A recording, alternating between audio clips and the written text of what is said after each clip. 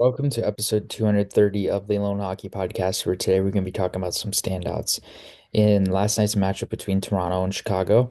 And it was a game that started off somewhat close, and then as the game continued to go on, I felt like Toronto, they were able to slightly run away with the game, and they were obviously able to win and take away the game with a 5-2 win.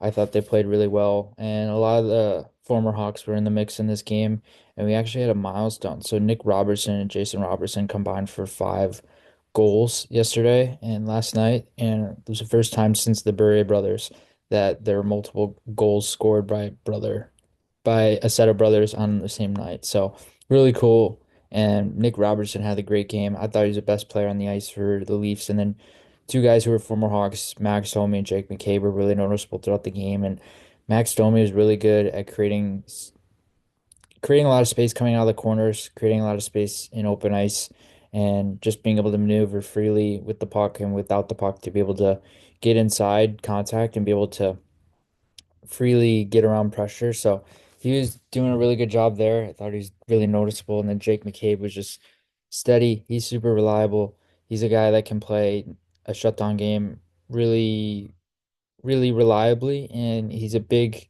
component that often gets overlooked on Toronto's blue line because of the offensive minded players that they have and the offensive minded forwards that they have. So with McCabe, a guy who had 2 points in this game, he was reliable as a shutdown player. He was noticeable there, and he was noticeable on the offensive side of the puck too. He had a goal in this game and was overall playing very effective hockey.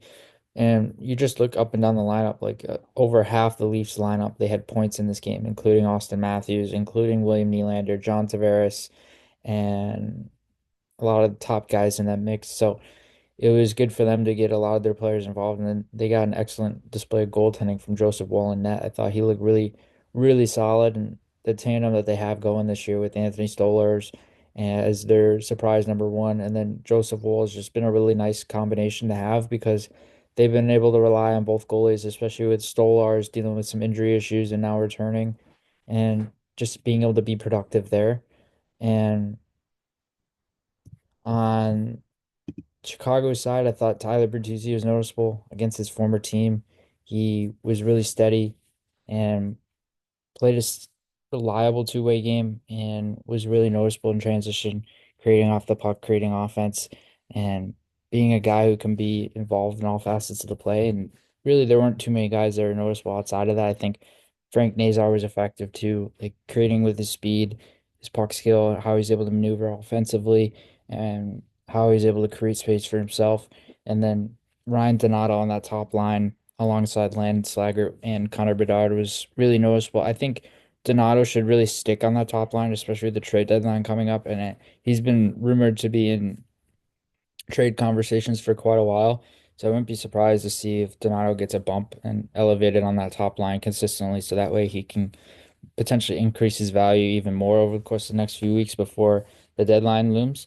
And then Teuvo Teravainen, who I also thought was effective. He had a goal and 3 shots in this game, really noticeable off the puck. And his first game back since playing with Finland at the Four Nations and their lone player, the Blackhawks' lone player, playing at the Four Nations. So he was effective, and those are some standouts.